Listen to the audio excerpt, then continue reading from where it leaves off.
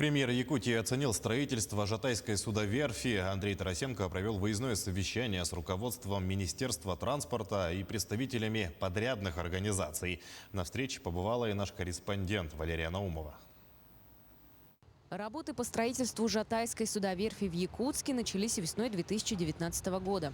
В настоящее время на объекте идет строительство первого этапа. Строится блок корпусных производств, устанавливаются металлоконструкции и осуществляется кладка стен по периметру.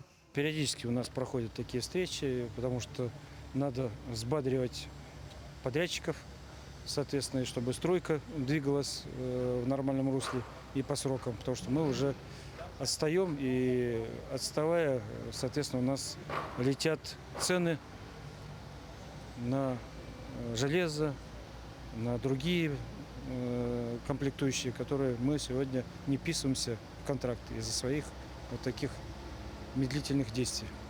Несмотря на факторы, заставляющие замедлить стройку, председатель правительства отметил, что есть объективные и субъективные причины отставания от графика. Но срок завершения первого этапа никто не отменял. Это конец 2021 года. На сегодняшний день в стройке задействованы 24 единицы техники. Часть предоставлена местными компаниями, но не является достаточной.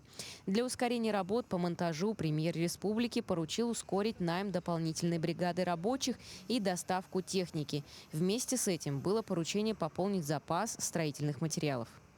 То есть человек 100 на следующей неделе будет увеличение. Но оно поэтапное будет. Я думаю, что через 2-3 недели здесь у нас будет более 300 человек. Тогда уже мои опасения о сдаче они снимутся. Проект реализуется в рамках государственной программы развития судостроения и морской техники для освоения шельфовых месторождений. Жатайская судоверфь должна стать ключевым инструментом для решения задачи по обновлению речного флота Ленского бассейна и арктической зоны республики. Ежегодно планируется строить до 10 речных судов.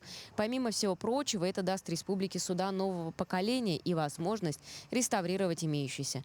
Между тем, со сдачей завода появятся и новые рабочие места.